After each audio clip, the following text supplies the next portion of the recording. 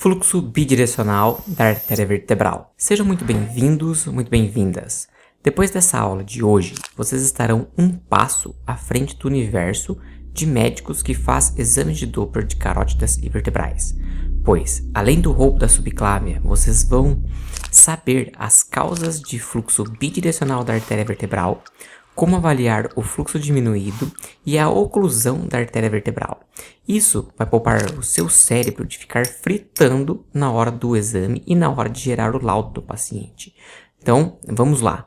Pega seu caderno e seu lápis e sua caneta. O que é o fluxo bidirecional da artéria vertebral? É o nome que nós damos para a inversão parcial de fluxo da artéria vertebral, mas sem roubo da subclávia. Ou seja, não tem estenose ou oclusão da subclávia ou inominada, como ocorre no roubo da subclávia. Vocês vão lembrar que no roubo da subclávia nós temos inversão parcial de fluxo da artéria vertebral, especificamente nas ondas tipo 4 e 5. No entanto, quando nos referimos aqui ao fluxo bidirecional, isso vai se tratar de inversão parcial de fluxo da vertebral, mas sem relação com o roubo da subclávia.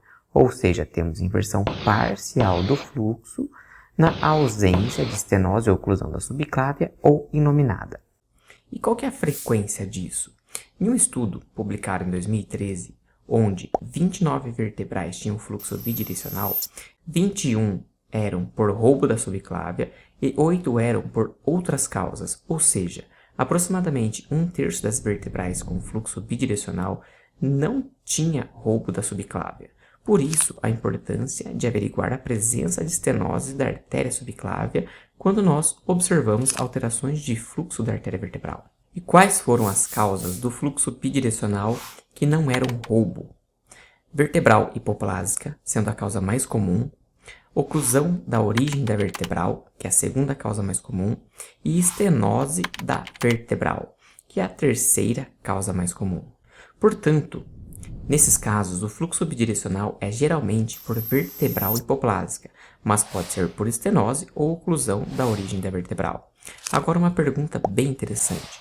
Como olhar para o fluxo desta artéria vertebral e diferenciar entre roubo e não roubo da subclávia sem avaliar a estenose da subclávia? Você pode falar que é o diâmetro ou o índice de resistência, porque a vertebral hipoplásica tem diâmetro menor e índice de resistência mais elevado. Mas se você olhar para a tabela do estudo, estes dois parâmetros não foram diferentes para roubo e não roubo.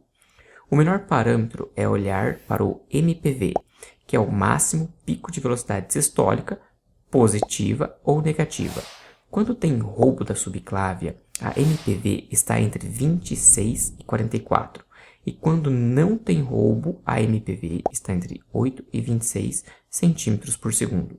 Estes valores têm precisão de acerto de 93%, o que é bem significativo. Nós vamos dar sequência e falar agora do fluxo diminuído da artéria vertebral. Como dissemos, ao observarmos o fluxo da artéria vertebral, percebemos um padrão de fluxo semelhante ao da carótida interna, mas com velocidades menores. Por isso, ao utilizar o modo Color na artéria vertebral, devemos diminuir a escala do PRF do Color e aumentar o ganho do Color. No entanto, o pico de velocidade sistólica da artéria vertebral pode estar abaixo do normal, ou seja, abaixo de 10 centímetros por segundo, e é um cenário bastante comum. E quais são as causas disso? Geralmente está relacionada a uma destas três causas que eu vou citar agora. A primeira e mais comum é a hipoplasia da vertebral. A hipoplasia é quando o diâmetro do lúmen é menor do que 2 milímetros. Nesta situação, temos a sístole com aceleração normal, baixo pico de velocidade sistólica, velocidade diastólica indetectável e, por isso, o índice de resistência é elevado. Na prática, o que levanta a suspeita de hipoplasia de vertebral é a dificuldade de observá-la ao modo B. Além disso, mesmo com a otimização do color para baixas velocidades, nós não conseguimos observar uma colorização adequada da artéria vertebral. A segunda causa é por estenose do ósteo da vertebral. Distal à estenose, há, consequentemente, um retardo da aceleração, que é uma onda conhecida como tardos parvos. E a terceira causa ocorre por lesões obstrutivas distais, tanto na vertebral como na basilar, onde temos Então, uma onda semelhante à hipoplasia, com uma sístole de aceleração normal, mas com baixo pico de velocidade sistólica, além de uma velocidade diastólica indetectável. Por isso, também gera um índice de resistência elevado. Passando então para um outro tópico de extrema importância, que é a oclusão da artéria vertebral. Vamos falar desta oclusão. Como dissemos, nós devemos sempre otimizar o modo Color e análise espectral para fluxos com baixas velocidades. E na oclusão, certamente temos a ausência de fluxo na análise espectral, mas mesmo assim, da mesma forma que na carótida interna, devemos ter um exame com melhor acurácia para o diagnóstico final. Portanto, o Doppler é sugestivo de oclusão, mas precisa ter este resultado confirmado por um outro método de exame. Parabéns a todos vocês! Agora vocês dominam profundamente e são especialistas em roubo da subclávia.